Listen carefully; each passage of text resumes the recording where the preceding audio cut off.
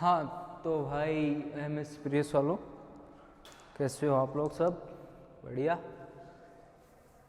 आज हम बात करेंगे unit second spectroscopy, vibrational spectroscopy. इससे पहले अपन ने कौन सी खत्म कर दी?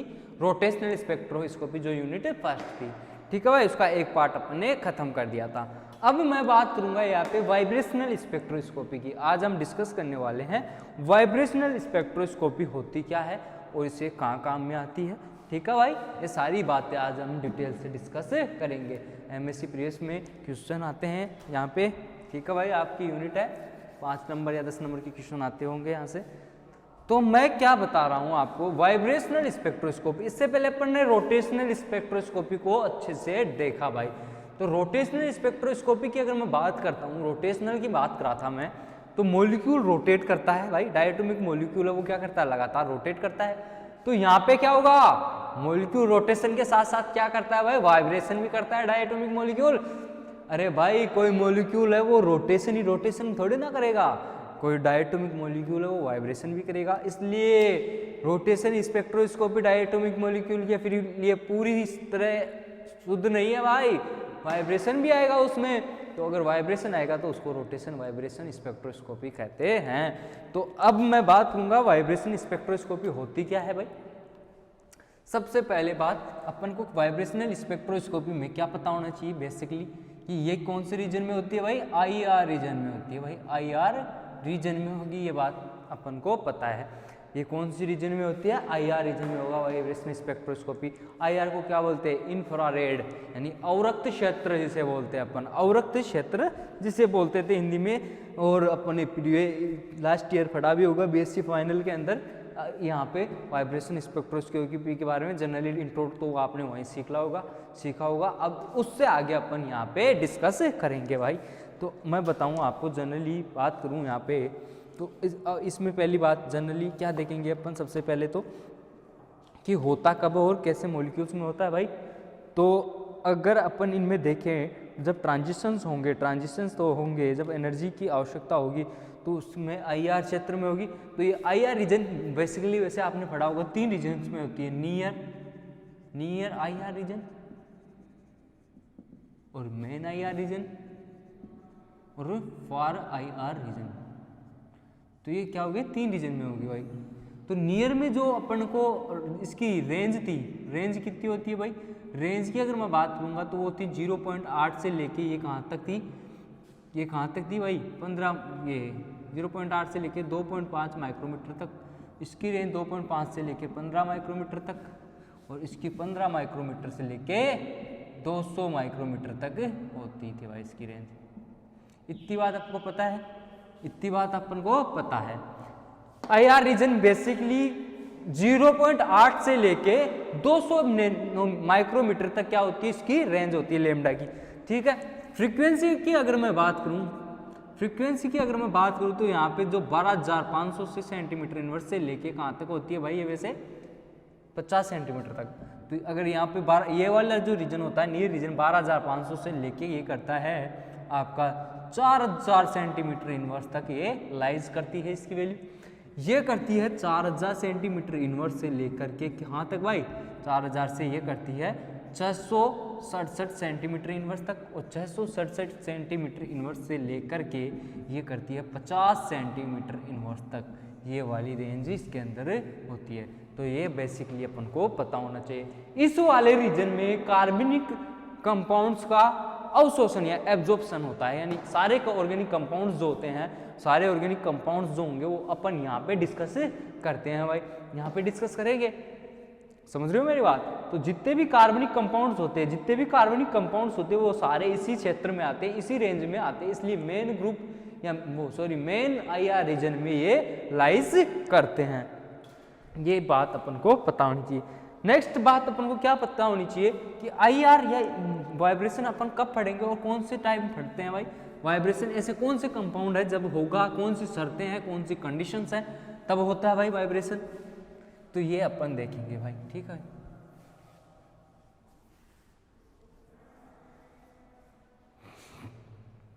वाइब्रेशन होना के लिए पहली बात कंडीशन तो क्या होना चाहिए? मॉलिक्यूल के अंदर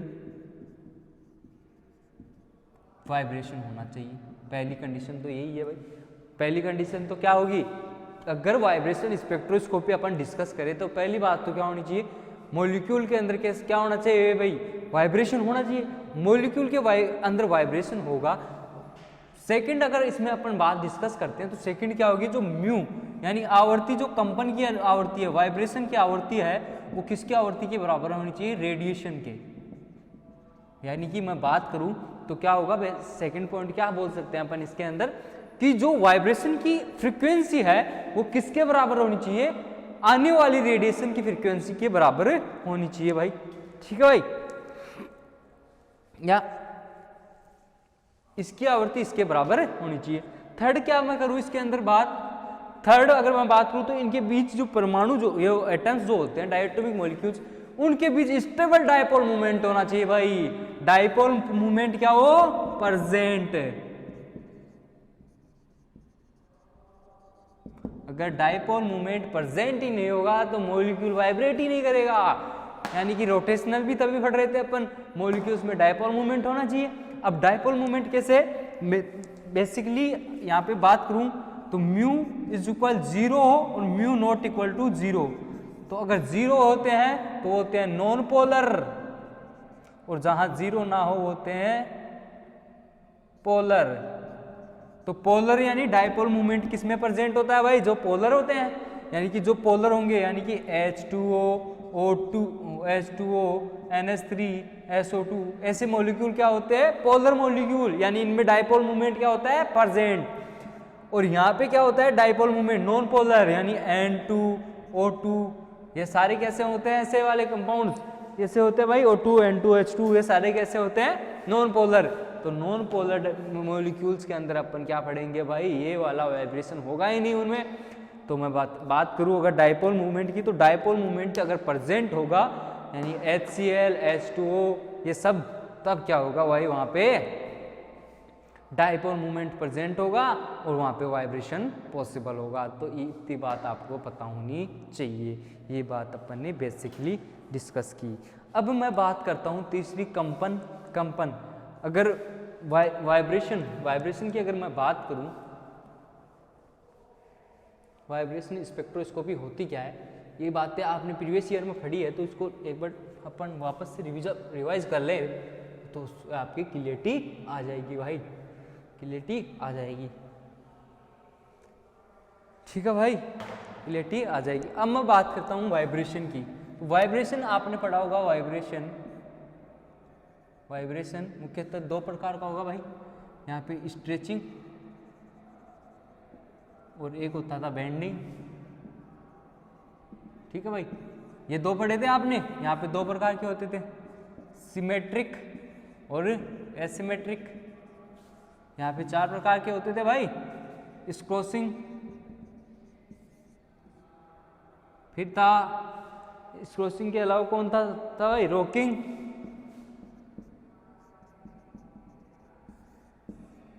ट्विस्टिंग, और एक कौन सा था, ट्विस्टिंग, रॉकिंग, एस्क्रोसिंग, और क्या था भाई, वेगिंग। ये बातें आपने पढ़ी है। इनमें अपन ने देखा था कुछ एटम्स होते हैं वो क्या करते हैं, एसिमेट्रिक होते हैं, ऐसे वाले मॉलिक्यूल्स जिनमें बॉन्ड लेंथ क्या हो, बराबर हो, यानी इधर भी और इधर भी सेम हो। फिर यहाँ पे अपन पढ़ते हैं इस वाले की ज़्यादा लंबी हो, ये वाला छोटा हो इधर से। ऐसे वाले मॉलिक्यूल्स कैसे होते हैं, एसिमेट्रिक। ठीक है भाई, ऐसे वाले मॉलिक्यूल्स क्या होते हैं भाई, एसिमेट्रिक। फिर क्या होते हैं एसिमेट्रिक, जो इसकी बॉन्ड लेंथ ज़्यादा हो, इसकी बॉन्ड लेंथ कम हो। यानी कि H2 मॉलिक्यूल था, एक की बॉन्ड लेंथ छोटी है, एक की बॉन्ड लेंथ बड़ी हो, लेकिन इसमें कौन थी, बराबर। अब मैं बात करता हूँ एस क्रॉसिंग। ये क्या होता है, इन द प्लेन में होता है। कोई H2 मॉलिक्यूल है भाई, H2O मॉलिक्यूल है, ऐसे कोई मॉलिक्यूल है, H2O कोई मॉलिक्यूल है। यहाँ पे अगर मैं H2O की बात करता हूँ, तो ये वाले बॉन्ड या तो ऐसे गति करे, या दोनों अंदर की तरफ आए, या दोनों बाहर की तरफ जाए, यानी एक साथ बाहर जाए, एक साथ अंदर आए। यानी कोई हाइड्रोजन एटम है, या तो ये ऐसे आए या दोनों एक साथ बाहर जाए। तो ऐसे वाले को बोलेंगे एस्कोसिंग। रॉकिंग किसको बोलेंगे भाई? इन द प्लेन में होगा, ये भी इन द प्लेन में होगा भाई। H2O मॉलिक्यूल होगा कोई, H2O मॉलिक्यूल है तो ठीक है भाई। तो अगर ये हाइड्रोजन दोनों या तो एक तरफ इस तरफ जाए या एक तरफ या इस तरफ जाए, या तो मॉलिक्यूल है H2O, ये दोनों हाइड्रोजन ऐसे जाए या ये दोनों पकड़ के मैं इधर ले आऊं, ऐसो को बोलते हैं इन द प्लेन में रॉकिंग। ट्विस्टिंग, ट्विस्टिंग का मतलब मोड़ना। तो ये क्या होता है भाई? Out of the plane, out of the plane में होता है भाई, ठीक है। यानी कि यहाँ पे मैं पॉजिटिव लिख दूं, यहाँ पे नेगेटिव। ये कोई मॉलिक्यूल है पड़ा हुआ है, यहाँ पे दो हाइड्रोजन ऐसे लगे हुए हैं, दो हाइड्रोजन ऐसे हैं यहाँ पे, तो एक को मैं ऊपर ले जाऊं, एक को नीचे दबा दूं, तो ऐसे को बोलते हैं ट्विस्टिंग। यहाँ पे नेगेटिव होगा तो यहाँ पे पॉजिटिव, यानी कि एक ऐसे जाएगा तो एक ऐसे आएगा, ठीक है भाई। वेगिंग, वेगिंग का मतलब समझो, वेगिंग यानी H2O है, ये भी क्या होगा? आउट ऑफ द प्लेन में होगा, H2O मॉलिक्यूल है कोई। तो अगर मैं एक को बाहर ला रहा हूं तो इसको भी क्या लाऊंगा? बाहर, यानी कि पॉजिटिव पॉजिटिव, यानी दोनों मॉलिक्यूल H2O मॉलिक्यूल पड़ा हुआ है ऐसे, या तो मैं दोनों ऊपर ले जाऊं या दोनों नीचे ले जाऊं, तो ऐसे वाले मॉलिक्यूल्स में वेगिंग की प्रोसेस, जिसे वेगिंग के नाम से जाना जाता है। तो ये वाइब्रेशन है। स्ट्रेचिंग और बेंडिंग दो प्रकार के होते हैं भाई, स्ट्रेचिंग और bending, symmetric, asymmetric, scissoring, rocking, twisting, wagging, ये चार प्रकार के होते हैं। तो ऐसे अपन कंपन देखते हैं, ठीक है भाई। इतनी बात आपको समझ में आ गई होगी भाई।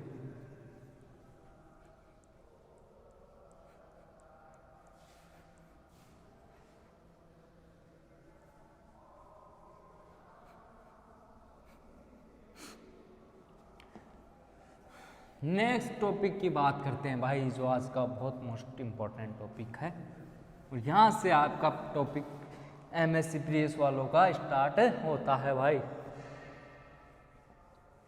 इससे पहले आपने BSc में भी पढ़ा होगा इस टॉपिक को, BSc में भी आता है ये topic. SHO, simple harmonic oscillation, जिसे अपन बोलते हैं सिंपल हार्मोनिक ऑसिलेशन, यानी SHO की अगर मैं बात करूँगा, SHO की अगर मैं बात करता हूँ यहाँ पे, तो क्या होगा भाई, वो डिस्कस करते हैं अपन। SHO की अगर मैं बात करूँ,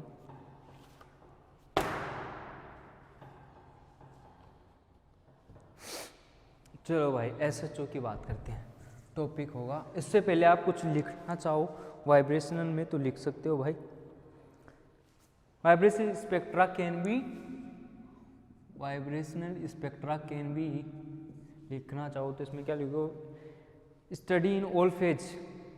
वाइब्रेशन स्पेक्ट्रा को हम सभी फेज में स्टडी करते हैं। तो ये मुख्यतः क्या होंगे? क्लासिफाइड इनटू टू टाइप्स, दो प्रकार के हैं।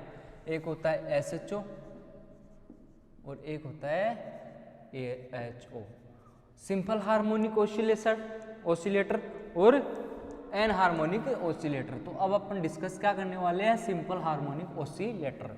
सिंपल हार्मोनिक ऑसिलेटर की अपन बात करते हैं। यहाँ पे हेडिंग डालोगे आप, simple harmonic oscillator, simple harmonic oscillator. Simple harmonic oscillator क्या है? सबसे पहले बात करते हैं हम इसकी। सिंपल हार्मोनिक से पहले अपन ने पढ़ा था रिजिड रोटर, एक रिजिड रोटर पढ़ते हैं अपन। उसमें क्या था? यहाँ से जो थी सेंटर ऑफ ग्रेविटी, अरे मॉलिक्यूल रोटेट हो रहा था भाई, मॉलिक्यूल रोटेट हो रहा था, उसमें जो इंटरन्यूक्लियर डिस्टेंस थी, इन दोनों के बीच की जो डिस्टेंस थी वो क्या थी? नो चेंज थी रिजिड रोटर में। ऐसे ही यहाँ पे क्या होगा कि जब मॉलिक्यूल वाइब्रेट करेगा, समझ रहे हो मेरी बात? मॉलिक्यूल जब वाइब्रेट करेगा या मॉलिक्यूल में जब वाइब्रेशन होगा तो मॉलिक्यूल में जो यहाँ की बॉन्ड लेंथ, तो क्या होगी? बॉन्ड लेंथ भी चेंज होगी और बॉन्ड एंगल भी चेंज होगा। यानी कि bond length and bond angle वो दोनों क्या होंगे? चेंज हो जाएंगे भाई यहाँ पे। तो वो किसकी वजह से होते हैं? वाइब्रेशन की वजह से। तो बॉन्ड एंगल का अगर मैं जिक्र कर रहा हूं तो यहाँ पे क्या होगा भाई? यहाँ पे क्या हो रहा है बॉन्ड एंगल में कि यहाँ का क्या हो रहा है? सिस्टम का या डायटोमिक मॉलिक्यूल का क्या हुआ भाई? बॉन्ड एंगल चेंज हो गया। वो किसकी वजह से हो गया? वाइब्रेशन की वजह से। तो ये दोनों क्या होते हैं? मॉलिक्यूल्स डायटोमिक के M1 और M2 मास वाले कोई मॉलिक्यूल था, तो अगर इनमें बात करूँ तो ये कौन? दोनों एक प्रत्यास्थ दूरी पे दोनों अपनी जगह है, ठीक है भाई। तो अगर मैं बात करूँ इनमें जब कंपन हुआ, रोटेशन तो होगा ही, कंपन भी होगा, तो रोटेशन हो रहा है और कंपन हो रहा है, दोनों चीजें हो रही है, तो यहाँ की बॉन्ड लेंथ तो चेंज हुई भाई, लेकिन बॉन्ड लेंथ के साथ यहाँ का बॉन्ड एंगल भी चेंज हो गया, बॉन्ड एंगल भी चेंज हो गया, यानी लीनियर 180 डिग्री था, ऐसा मान लो 180 डिग्री था, तो घट के कुछ कम हो जाएगा या बढ़ जाएगा, तो यानी कि चेंज हो रहा है। तो इन पे एक प्रत्यायनन बल, जिसे अपन बोलते हैं प्रत्यायनन बल, या हिंदी में जिसे बोलते हैं, यानी कि अपन बोलना चाहे तो उसको फोर्स कांस्टेंट, फोर्स कांस्टेंट यानी कि F, वो क्या होता है यहाँ पे जनरेट हो जाता है, वो लगता है, जो कि क्या होता है उसकी डिस्प्लेसमेंट के बराबर इनवर्सली डायरेक्टली प्रोपोर्शनल होता है। तो अगर इसको समझना चाहें तो कैसे समझेंगे हार्मोनिक ऑसिलेटर को, देखो भाई अच्छे से देखो एक बार, बहुत बढ़िया टॉपिक है, बहुत बढ़िया टॉपिक है ये, और ये यहाँ से नेट और गेट में भी क्वेश्चन आते हैं भाई, एनर्जी से क्वेश्चन आ जाएगा, इसकी एनर्जी के फॉर्मूले से क्वेश्चन एनर्जी डिस्क्राइब करवा लेगा आपसे। माना ये कोई ए और बी, ठीक है, M1 और M2 मास वाला है, यह स्प्रिंग ले लिया अपन ने, ऐसे मान लो, क्या ली, स्प्रिंग ले ली। इतनी बात समझ में आ रही है, समझ में आए भाई, इतनी बात आपको समझ में आ रही है। अब मैं क्या करूंगा इसमें, अब मैं क्या करूंगा SHO में, अगर मैं इस स्प्रिंग को खींच लूं, ठीक है भाई, इस स्प्रिंग को क्या कर रहा हूं, खींच रहा हूं, तो एक फैल के कैसी हो जाएगी,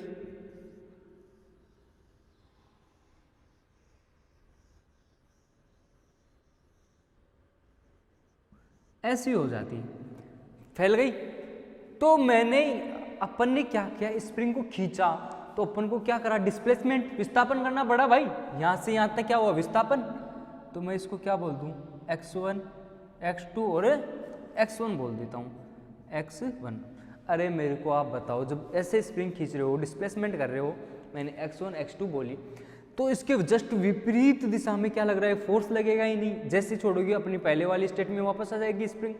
तो यहाँ पे क्या हुआ भाई, क्या हुआ, खींचा, तो इसके जस्ट वापस छोड़ूंगा तो विपरीत क्या होगा, ये x तो ऐसे लग रहा है, डिस्प्लेसमेंट ऐसे हो रहा है, तो इसके विपरीत क्या लगेगा, फोर्स लगेगा कि नहीं लगेगा भाई, फोर्स लगेगा F, ठीक है भाई, फोर्स क्या होगा, जनरेट होगा।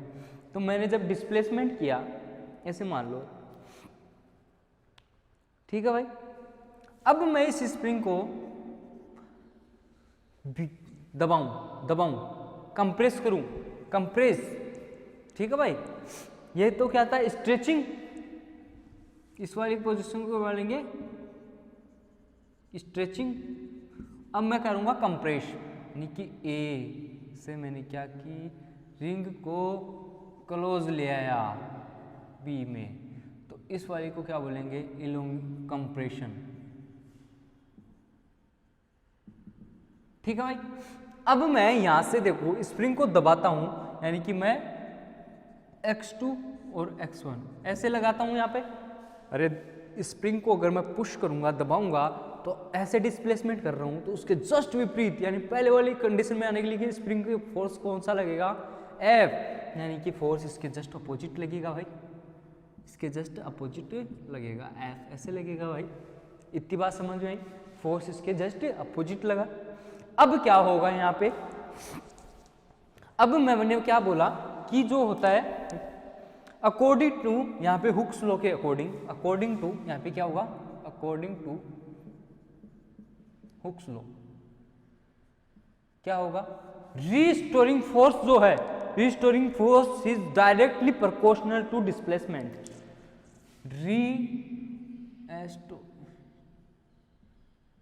रीस्टोरिंग फोर्स जो होगा वो direct proportional to the displacement.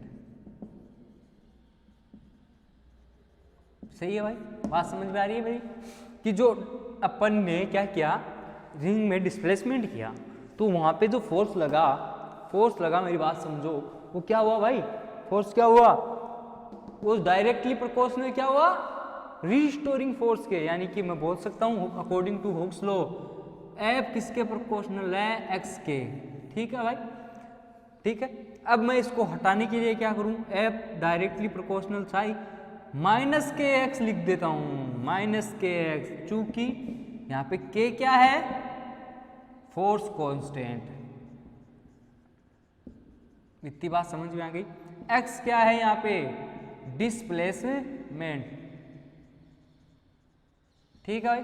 X क्या है यहाँ पे, विस्थापन, डिस्प्लेसमेंट। अब देखो ये नेगेटिव साइन कैसे आया भाई, यहाँ पे नेगेटिव साइन कैसे आया, क्योंकि देखो यहाँ पे जब अपन ने डिस्प्लेसमेंट कराया है बाहर की तरफ, तो उसके जस्ट विपरीत फोर्स लग रहा है। यहाँ पे मैंने अंदर की तरफ डिस्प्लेसमेंट कराया तो बाहर की तरफ फोर्स लग रहा है, मतलब विपरीत दिशा में, मतलब फोर्स जो है डिस्प्लेसमेंट के क्या हो रहा है, विपरीत दिशा में क्या लग रहा है, फोर्स लग रहा है। तो अपन बोल सकते हैं कि नेगेटिव साइन यहाँ पे किस वजह से आया भाई,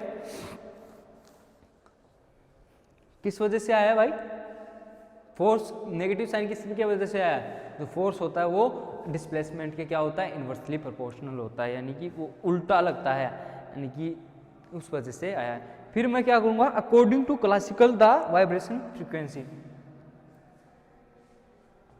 अकॉर्डिंग टू क्लासिकल लिखोगे आप, according to classical mechanism the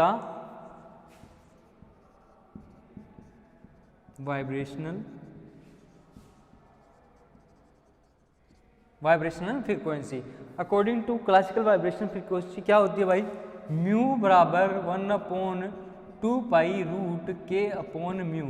ये वाला फॉर्मूला अपन ने पहले देख लिया, तो ये क्या होता है, वाइब्रेशन फ्रीक्वेंसी का फॉर्मूला होता है। अब मैं यहाँ पे क्या बोल सकता हूँ, अब मैं यहाँ पे दोनों इधर और इधर लेफ्ट और राइट में सी से डिवाइड कर दूं, यानी म्यू अपॉन सी बराबर 1/2 पाई सी रूट के अपॉन म्यू, ये हो जाएगा भाई, ये हो जाएगा भाई। इतनी बात समझ में आ गई, सी से डिवाइड कर दिया। तो एक बात बताओ, म्यू अपॉन सी को अपन ने म्यू बार बोला था भाई, म्यू बार बोल सकता हूँ इसको, म्यू बार बोल सकता हूँ, तो मैं यहाँ क्या लिख सकता हूँ, म्यू बार 1/2 पाई सी रूट के अपॉन म्यू, ये वाला फॉर्मूला इसका फ्रीक्वेंसी का है। तो अब क्या होगा, यहाँ पे सेंटीमीटर इनवर्स में आया, ये सेंटीमीटर इनवर्स में क्या आया, यहाँ पे सी क्या है, light, light, speed of light, ठीक है भाई, स्पीड ऑफ लाइट या लाइट वेलोसिटी जिसे बोलते हैं। तो अपन ने एक यहां तक देख लिया भाई। अब एक बात बताओ मेरे को, इसको मिटा देता हूं, ठीक है भाई।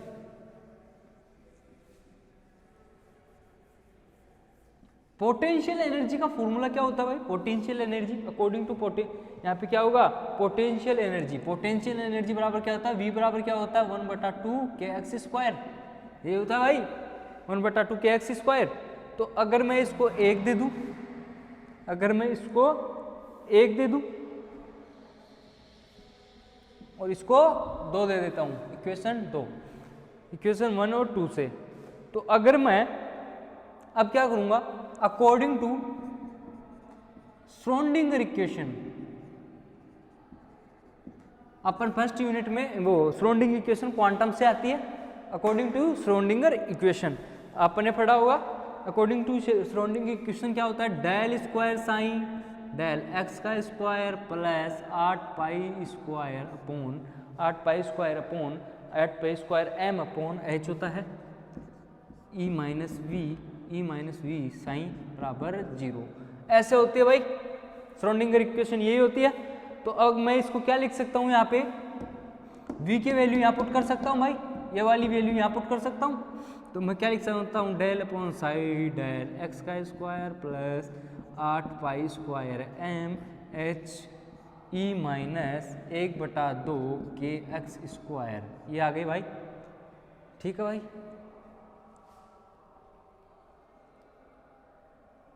इतनी बात अपन ने सीख ली, ये वाला फॉर्मूला आ गया भाई।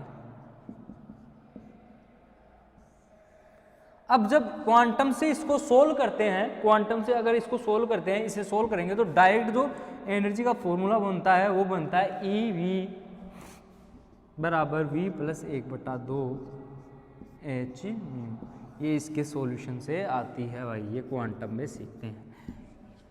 तो ये क्या होता है, एनर्जी का फॉर्मूला डिटरमाइन होता है। यहाँ पे एनर्जी का फॉर्मूला डिटरमाइन हो गया। जहां V क्या है, V बराबर क्या है, वाइब्रेशनल क्वांटम नंबर, यानी कि V बराबर 0 1 2 3 एंड सो ऑन। ऐसे अपन ने अकॉर्डिंग टू हुक्स लॉ, यहाँ पे अपन ने डिस्प्लेसमेंट के डायरेक्टली प्रोपोर्शनल होता है फोर्स डायरेक्टली प्रोपोर्शनल होता है।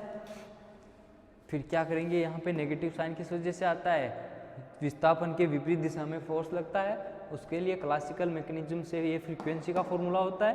यहाँ पे अपन म्यू बार लिख सकते हैं इसको। तो जब मैं यहाँ पे लिखूंगा तो पोटेंशियल एनर्जी का फॉर्मूला ये होता है भाई, पोटेंशियल एनर्जी का फॉर्मूला ये होने की वजह से जब मैं यहाँ पे इसकी वैल्यू ये पुट कर देता हूँ V की, तो क्या होगा भाई, यहाँ पे क्या होगा, ये फॉर्मूला आ जाएगा भाई। तो ये क्या हुआ आपका SHO जिसे बोलेंगे अपन।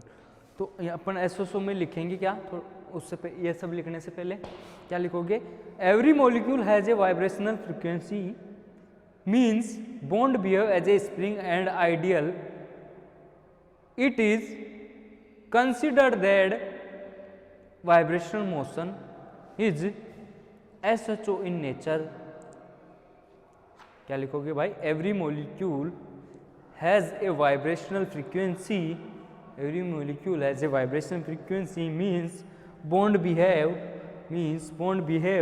as a spring and ideally it is considered that vibrational motion is SHO in nature। Next आप इसमें लिखोगे therefore vibrational energy level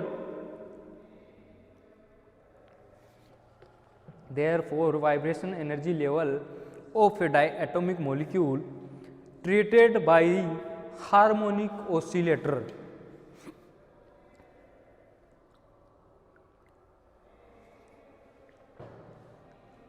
ठीक है भाई। फिर ये सारी बातें आप लिख लोगे भाई, ये आपका SHO होता है।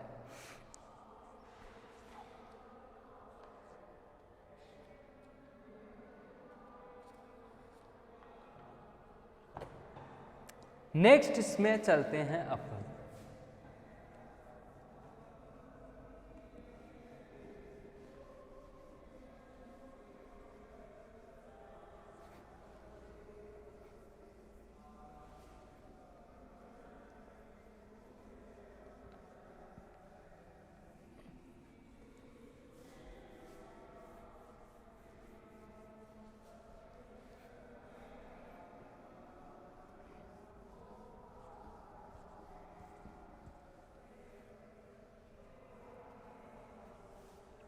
नेक्स्ट इसमें देखो आप क्या आएगा, सिलेक्शन रूल आएगा। SHO का सिलेक्शन रूल क्या होता है, ये सब बातें डिस्कस करते हैं अपन।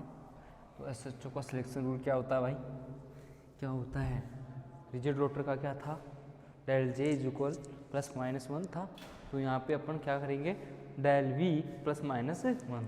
तो यहाँ पे अकॉर्डिंग टू सिलेक्शन रूल क्या होगा, सिलेक्शन रूल की अगर मैं बात करूँ तो क्या आएगा, डेल म्यू यानी आवृत्ति बराबर क्या होगा, +-1। 1 का प्लस का मतलब और माइनस का मतलब क्या है, एब्जॉर्प्शन और इमल्शन। ये बात अपन को पता होनी चाहिए भाई, एब्जॉर्प्शन और इमल्शन।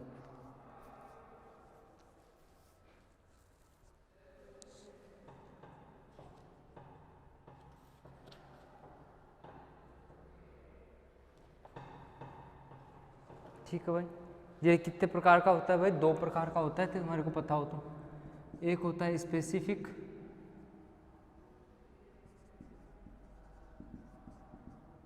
सिलेक्शन रूल और एक होता है ग्रोथ सिलेक्शन रूल। तो आप ग्रोथ सिलेक्शन रूल की बात करोगे, क्या ग्रोथ सिलेक्शन रूल में क्या लिखोगे भाई, ग्रोथ सिलेक्शन रूल में क्या लिखोगे, for a molecule to be vibrate active must have dynamic dipole movement. यानी कि homoatomic molecule are rotational inactive as well as I R inactive. जो होमोएटॉमिक होते हैं भाई, होमोएटॉमिक का मतलब होमोएटॉमिक और हेट्रोएटॉमिक। होमोएटॉमिक कौन से होते हैं भाई? O2 N2 H2, O2 N2 H2, ये सारे क्या होते हैं? IR इनएक्टिव, क्योंकि ये पोलर नहीं होते भाई। इसी प्रकार हेट्रोएटम कौन से होते हैं? HCl, H2O, NH3, ये वाले जो मॉलिक्यूल होंगे वो क्या होंगे? IR active. ये होता है ग्रोथ सिलेक्शन रूल। अब नेक्स्ट बात करेंगे अपन स्पेसिफिक सिलेक्शन रूल की।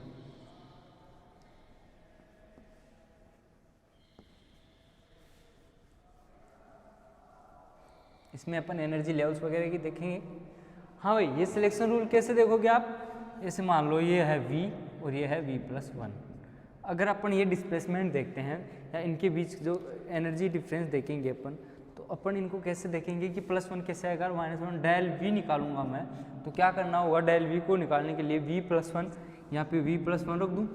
Upper level energy minus lower, ऐसे तो चेक करते हैं डेल V को, तो अपर माइनस लोअर करूँगा मैं, तो यहाँ पे V1, तो यहाँ पे V, तो इसको ऐसे लिखूँ V+1 - V, तो V से V कट गया, तो डेल V क्या हुआ? +1, यानी कि ये क्या हुआ?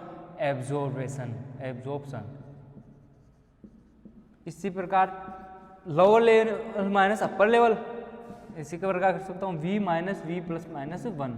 अगर ऐसे करूँगा तो V - V-1, तो माइनस ये कट गया तो माइनस का 1, यानी डेल V।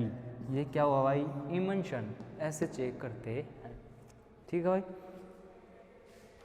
अब क्या करेंगे अपन? सिलेक्शन रूल पढ़ रहे थे अपन सिलेक्शन रूल, उसमें स्पेसिफिक सिलेक्शन रूल की बात कर रहे थे।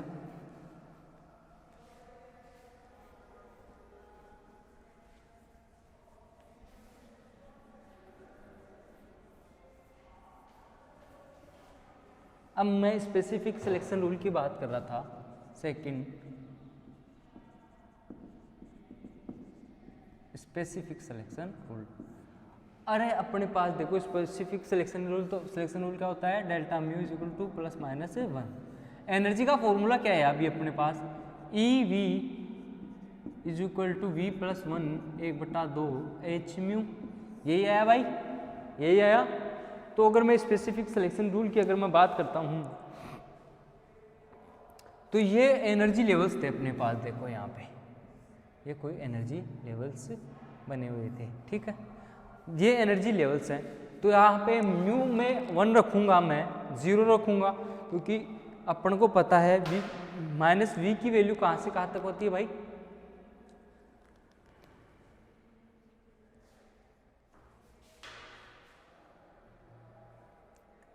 हाँ भाई, अगर मैं वैल्यू रखूँगा तो क्या आएगा? देखते हैं अभी।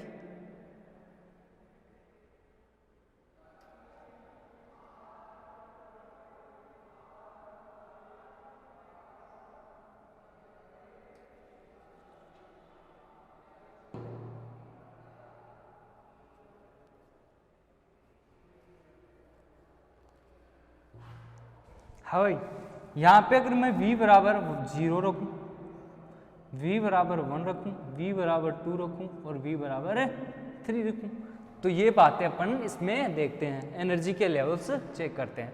तो अगर डेल E0 की अगर मैं बात करूँ, यहाँ पे क्या रखूँ? म्यू बराबर 0 रखूँ, तो 0 रखूँगा तो 0 + 1/2 hµ ये आएगी भाई। E0 के लिए क्या वैल्यू है? 1/2 hµ। ग्राउंड स्टेट, ये क्या थी? Ground state. जब 0 आती है, कब? ग्राउंड स्टेट के लिए वाइब्रेशनल एनर्जी लेवल में, तो इस वाले को ग्राउंड स्टेट के लिए वैल्यू E0 क्या ही? 1/2 hµ। इसको बोलते हैं अपन 0 पॉइंट एनर्जी।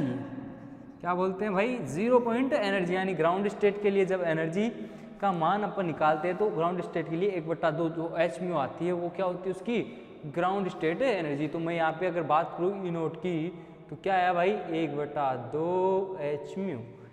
सही है बात। नेक्स्ट अपन चेक करें, यहाँ पे म्यू बराबर 1 रखे, क्या है, E naught is equal E1 is equal to 1 + 1/2 H mu, यानी कि कितना हुआ 3/2 एच म्यू। भाई सोल्व तो कर लोगे, सोल्व तो कर ही सकते हैं अपन। यहाँ से यहाँ पे वो लेके क्या कर लेंगे, इसको सोल्व कर लेंगे। तो ये क्या हुई इसकी, ये क्या हुई इसकी एनर्जी के डिफरेंस आए भाई। ठीक है भाई, ऐसे आप क्या रखोगे, 2 रखोगे। यहाँ पे ई म्यू बराबर 2 रख लूँ मैं। E2 कितना है भाई 2 + 1/2 एच म्यू, क्या है भाई 2 × 2 4, 4/5, 5/2 एच म्यू। ऐसे आएगी भाई, ऐसे आएगी। ठीक है भाई, ऐसे आएगी। आगे नेक्स्ट करूँगा 3 लिख के। देखो यहाँ पे कितनी आई, E1 कितनी है भाई 3/2 एच म्यू, E2 कितनी है भाई 5/2 एच म्यू, E3 कितनी आएगी भाई 7/2 एच म्यू। ये आ गई, एनर्जी के लेवल्स आ गए भाई, यहाँ से यहाँ तक के, यहाँ से यहाँ तक। तो ये क्या करूँगा मैं, वैल्यू पुट करूँगा μ2 की, फिर करूँगा μ3 की, यहाँ पे 3 पुट करूँगा मैं, यहाँ पे 3 पुट करूँगा 3 + 1/2, तो ये कितना आएगा 7/2 एच म्यू। ठीक है भाई, आगे नेक्स्ट चलूँगा मैं, जब इनके एनर्जी डिफरेंस की बात करूँगा मैं। एनर्जी डिफरेंस कैसे कैलकुलेट करेंगे अपन, यहाँ पे कैलकुलेट करेंगे upper level minus lower level. तो upper level minus low level करूँगा मैं। एनर्जी के डिफरेंस की अगर मैं बात करूँगा E1 है, यहाँ पे क्या करूँगा मैं, डेल E कैलकुलेट करता हूँ, तो अपर माइनस लो आता है, तो E1 - E0, E1 - E0 की बात करता हूँ। E1 माइनस यानी 3/2 में से 1/2 माइनस करोगे 3/2 H mu minus 1/2 H mu, तो कितना आएगा भाई, तब आएगा एच म्यू। यहाँ पे कितना बचेगा 2 या 3 एंड 2/2 आएगा, 2 से 2 कैंसिल आउट हो जाएगा, तो क्या बचा एच म्यू, केवल क्या बचा, डिफरेंस क्या आएगा एच म्यू। तो यहाँ से यहाँ तक की एनर्जी का जो गैप आएगा वो कितना आएगा भाई एच म्यू। यहाँ से यहाँ तक की एनर्जी का डिफरेंस कितना आएगा एच म्यू। नेक्स्ट अपन बात करते हैं, नेक्स्ट अपन बात करें अगर यहाँ से यहाँ तक की 2 में से 1 को घटाऊंगा, 2 में से 1 को डिवाइड करूँ माइनस करूँगा, तो यहाँ से यहाँ तक माइनस करूँगा तो कितना आएगा भाई E2 में से माइनस करूँ E1, E2 में से माइनस E2 में से E1 को माइनस करूँगा तो 5/2 एच म्यू माइनस कितना होगा भाई 3/2 एच म्यू। तो 5/2 में से अगर आप माइनस करोगे तो वही क्या आएगा एच म्यू, क्योंकि 5/2 माइनस 3/2 को अगर आप सोल्व करते हो तो 2, 5 - 3 तो क्या आएगा 2/2, तो कितना हुआ 1। तो ये क्या होगा भाई, इसके लिए भी क्या वैल्यू आएगी एच म्यू ही इसकी वैल्यू आएगी। तो हम बोल सकते हैं यहाँ से यहाँ तक के जो एनर्जी का डिफरेंस आएगा वो भी क्या आएगा एच म्यू। नेक्स्ट अगर अपन बात करें यहाँ पे डेल ई यानी E3 माइनस E1 की, E3 माइनस E1 की अगर मैं बात करता हूँ, E3 माइनस अगर E1 की अगर मैं बात करूँ यहाँ पे भाई बच्चों, तो क्या होगा 7/2 mine H mu minus 7/2 H mu minus कितना 5/2। अरे अगर 5/5 को 7 में से घटाओगे वो 2/2 1, तो यहाँ पे भी क्या होगा भाई एच म्यू। तो स्पेसिंग क्या आ रही है, लाइन की स्पेसिंग क्या आ रही है भाई एच म्यू। तो ऐसे ही अपन अगर इसको 7 म्यू बराबर 4 के लिए चूज करूँ तो यहाँ पे 7 था, यहाँ पे क्या आएगा 9/2 एच म्यू। तो अगर मैं यहाँ पे डिफरेंस देखूँगा एच म्यू, तो ऐसे एनर्जी लेवल्स की डिफरेंस की एनर्जी अपन देख सकते हैं। तो यहाँ से स्पेसिफिक सिलेक्शन रूल भी हो गया आपका, और यहाँ पे क्या हुआ एनर्जी का डिटर्मिनेशन ऑफ SHO, एनर्जी का डिटर्मिनेशन भी हो गया। तो अगर मैं इसका जब डायग्राम प्लॉट करते हैं अपन, जब देखो SHO का जब एनर्जी का जब डायग्राम देखते हैं अपन, एनर्जी प्रोफाइल डायग्राम अगर अपन बात करते हैं SHO की, तो SHO के लिए एनर्जी का डायग्राम क्या आएगा भाई, यहाँ पे देखते हैं अपन SHO के लिए। ठीक है भाई, अगर मैं बात करता हूँ एनर्जी की, इधर होती है एनर्जी और यहाँ पे क्या होती है भाई बॉन्ड लेंथ। तो एनर्जी और बॉन्ड लेंथ के अगर बीच जब ग्राफ खींचते हैं अपन तो कुछ ऐसा प्लॉट मिलता है भाई। ठीक है, ऐसा मिलता है। तो अगर मैं बात करूँ ये इसका क्या हो गया μ0, ए मान लिया अपन ने 0, ये वाला लेवल हो गया μ बराबर 1, ये वाला हो गया μ बराबर 1 2, ये वाला हो गया म्यू बराबर 3।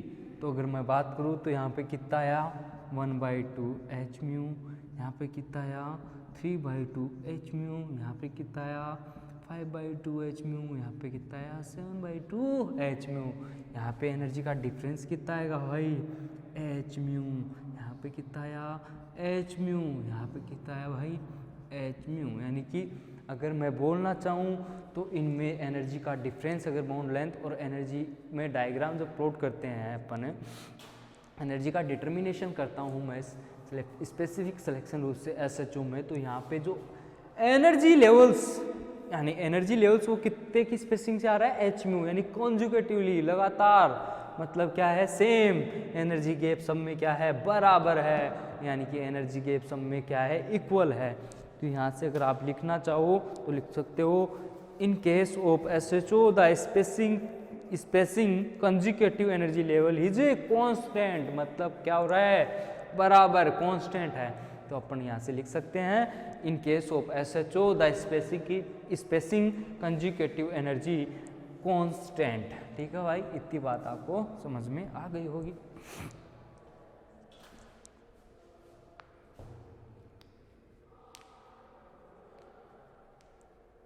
लिख लीजिए भाई।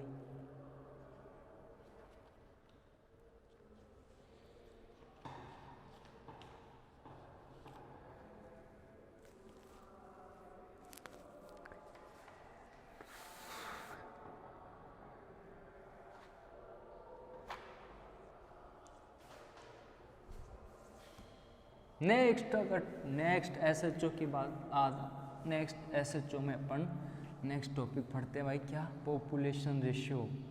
पॉपुलेशन रेशियो कैसे निकालते हैं भाई, अपन ने रिजिड रोटर के रोटेशनल में भी निकाला था अपन ने पॉपुलेशन रेशियो। ठीक है भाई, रोटेशनल में भी देखा था अपन ने पॉपुलेशन रेशियो।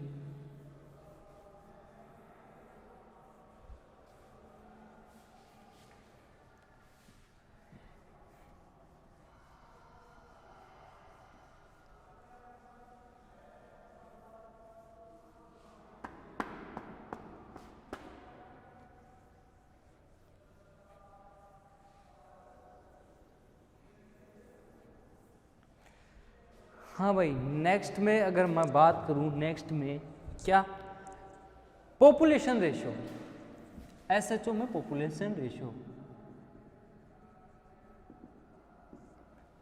अरे क्या था पॉपुलेशन में, क्या था पॉपुलेशन रेशियो में इंटेंसिटी थी, वो क्या थी इंटेंसिटी क्या थी भाई, डायरेक्टली प्रोपोर्शनल थी स्पेक्ट्रल लाइन के, यही था भाई। तो अपन ने एक फॉर्मूला ड्राइव किया था NI is equal GI e की power del E upon KT, यही देखा था भाई, यही देखा था। फिर अपन ने ये ड्राइव किया, यहाँ की जो यहाँ का जो एनर्जी लेवल था, ग्राउंड स्टेट का एनर्जी लेवल, मैंने क्या बोला यहाँ पे N और N0। ठीक है भाई, यही था।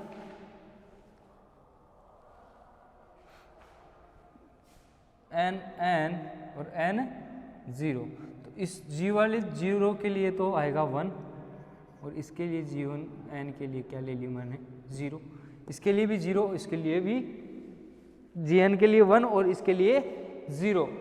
ठीक है भाई, सॉरी यहाँ दोनों के लिए क्या है 1 1।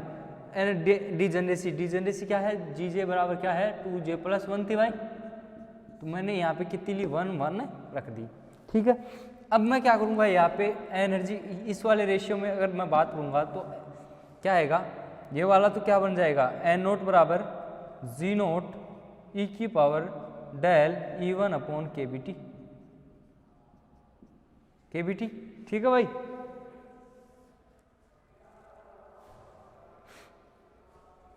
यहाँ पे N0, ये क्या है N0 E0, तो इस वाले के लिए क्या बन जाएगा G बराबर G1 e की power del E1 upon KBT। इतनी बात समझ में आ गई, इस वाले लेवल, इस वाले, ये वाला ट्रांजिशन हुआ, यहाँ की जो थी एनर्जी वो क्या है H म्यू। इस वाले फॉर्मूले के अकॉर्डिंग सिलेक्शन हुई। तो यहाँ पे E1 बराबर तो क्या है, E1 और E2 की एनर्जी देखो। E0 की एनर्जी क्या थी अपन ने देखी, E0 की एनर्जी क्या थी और E1 की एनर्जी क्या थी, अभी थोड़ी देर पहले कैलकुलेट की थी अपन ने। E0 बराबर क्या आया, 1/2 h म्यू आया था भाई। E0 बराबर क्या आया था, 1/2 h म्यू आया था। और E जो ये था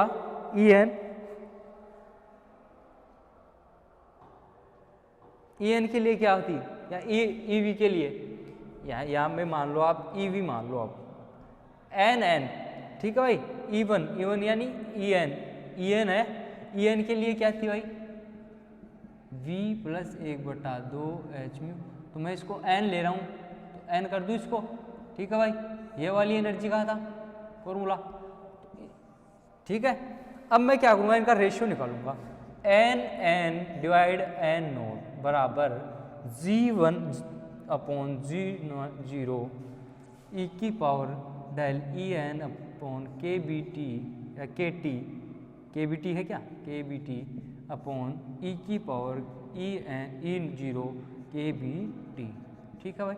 जब इसको मैं सोल्व करूंगा तो कैसे लिख सकता हूँ भाई, G1 और G0 क्या हो गया, G1 बराबर 1 और G1 N बराबर भी 1। तो यहाँ पे मैं लिख सकता हूँ इन दोनों के लिए 1 e⁻ क्या हो जाएगी, EN माइनस EN, ये क्या हो गया, EN माइनस E0 लिख सकता हूँ भाई, ठीक है, अपॉन KBT, ये हो गया, ये बन गया। अब नेक्स्ट अपन क्या करेंगे, ये वाली वैल्यू और ये वाली पुट कर देंगे इसमें। तो अगर मैं इसकी वैल्यू पुट करूंगा e⁻ minus N + 1/2 h mu minus 1/2 h mu upon KBT, ठीक है भाई। ये वाला हो गया, इतनी बात हो गई। अब मैं इसको कैसे लिख सकता हूँ, e⁻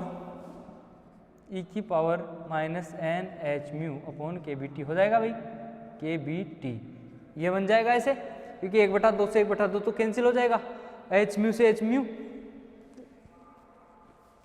N h म्यू बच जाएगा, एक h म्यू बच जाएगा, 1/2 में से प्लस 1/2 में से माइनस 1/2 घटाएंगे तो, ठीक है भाई। तो ये क्या हो गया, ये क्या बन गया, N0/N0, यानी ये इसकी क्या बन गई, पॉपुलेशन रेशियो।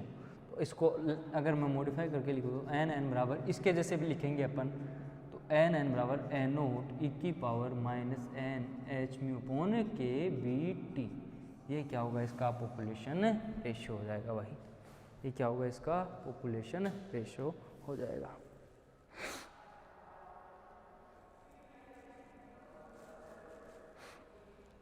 तो जब इसके और इसके बीच ग्राफ बना प्लॉट करते हैं अपन, यानी N और N0 NN के बीच जब ग्राफ प्लॉट करते हैं तो ग्राफ कुछ इस तरीके का आता है भाई।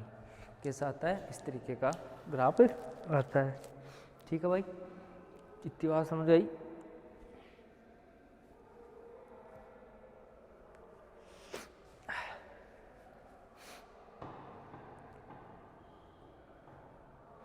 इतनी बात समझ में आई भाई।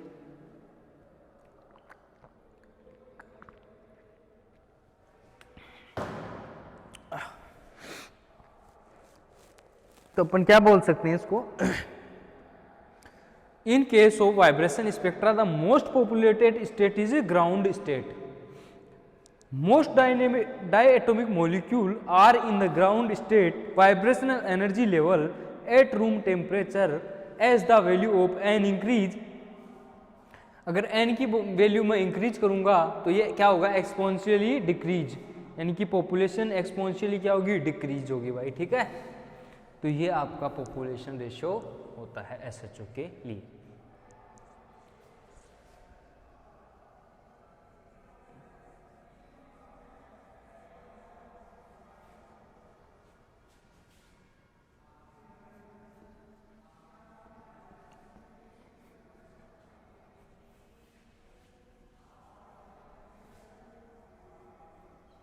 तो अपन ने वाइब्रेशन स्पेक्ट्रोस्कोपी में क्या देखा, कौन से रीजन में होती है, IR रीजन में होती है भाई, IR रीजन में होगी वाइब्रेशन स्पेक्ट्रोस्कोपी।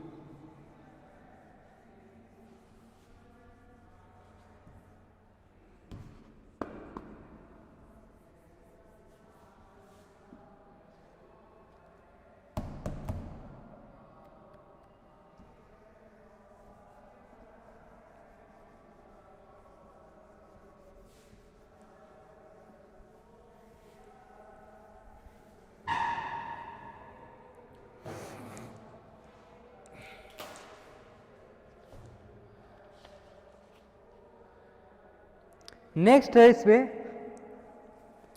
इसमें isotopic effect harmonic oscillator. Harmonic पे क्या होगा, आइसो इफेक्ट।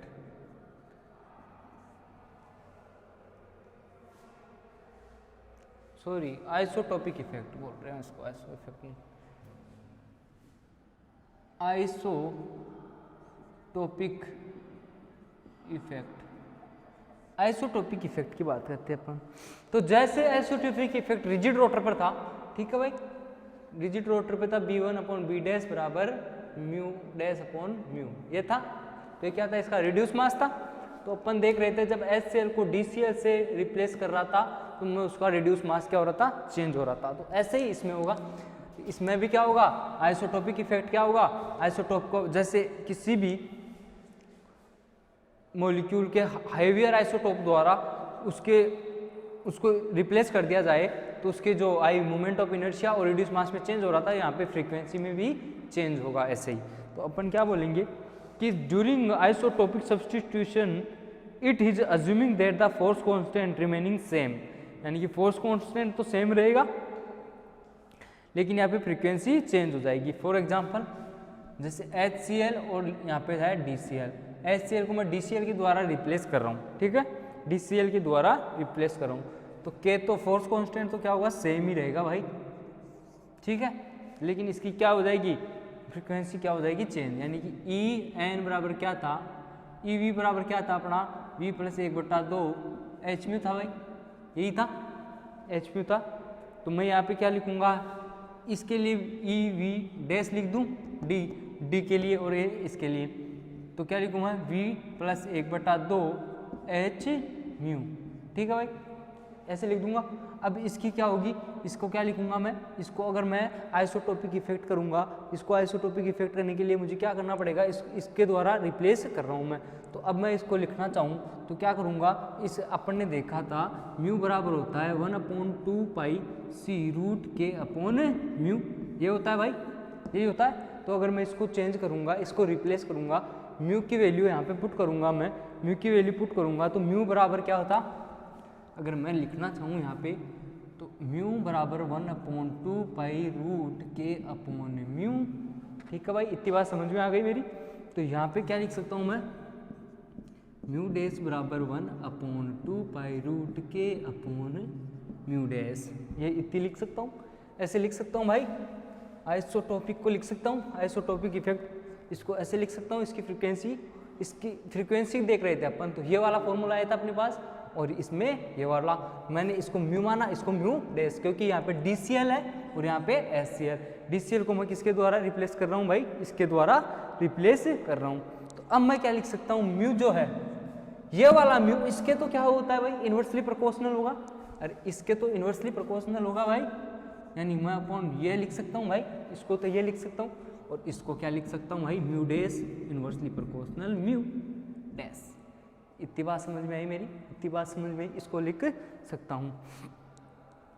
रूट तो रहेगा भाई, रूट तो इस पे रहेगा, ठीक है। तो अब मैं क्या कर सकता हूँ, इसको इन दोनों को रेशियो निकालूंगा, म्यू अपॉन म्यू डैश बराबर करूँगा 1/रूट म्यू अपॉन 1/रूट म्यू डैश, ये वाली बात समझ में आई इतनी। तो इसको आगे मैं जब सोल्व करके लिखूँ तो म्यू डैश अपॉन म्यू बराबर होता है root mu dash upon root mu, सही है भाई, ऐसे लिख सकता हूँ। तो इसको पूरे पे ऊपर ऐसे भी तो लिख सकते हैं अपन इसको, ठीक है भाई, ऐसे भी तो लिख सकते हैं। तो इसमें क्या होगा, इसकी फ्रीक्वेंसी और इसकी फ्रीक्वेंसी, HCl की फ्रीक्वेंसी और DCl की फ्रीक्वेंसी क्या होगी, HCl की फ्रीक्वेंसी और DCl की फ्रीक्वेंसी, ये क्या होगा, इसका रिड्यूस मास, HCl का DCl का रिड्यूस मास, ये क्या होगा, HCl का रिड्यूस मास। तो ऐसे अपन इसको आइसोटोपिक इफेक्ट को क्या करते हैं, ऐसे पढ़ते हैं, क्या क्यों यहाँ पे DCl HCl को अगर मैं DCl के द्वारा रिप्लेस कर दूंगा, HCl को मैंने DCl के द्वारा अगर रिप्लेस कर दिया तो यहाँ पे क्या होगा भाई, क्या होगा, यहाँ पे जो फोर्स कांस्टेंट यानी K है, K तो क्या रहेगा भाई, सेम ही रहेगा, लेकिन यहाँ पे जो क्या होगा, फ्रीक्वेंसी म्यू की क्या हो जाएगी भाई, म्यू क्या हो जाएगा, यहाँ पे चेंज हो जाएगा और रिड्यूस मास भी इसका चेंज हो जाएगा, मोमेंट ऑफ इनर्शिया चेंज होगा। तो यानी कि मैं क्या कह सकता हूँ, यहाँ पे फ्रीक्वेंसी के साथ साथ वहाँ पे क्या था, वहाँ पे तो क्या था रोटेशनल कांस्टेंट, यहाँ पे क्या है म्यू, वाइब्रेशनल कांस्टेंट फ्रीक्वेंसी जो कि क्या है चेंज हो जाएगी भाई। इसको बोलते हैं अपन आइसोटोपिक इफेक्ट। ठीक है भाई, ठीक है, मैं ये सब बोल सकता हूँ इतनी बात। अब नेक्स्ट चलते हैं अपन, ये होता है आपका आइसोटोपिक इफेक्ट।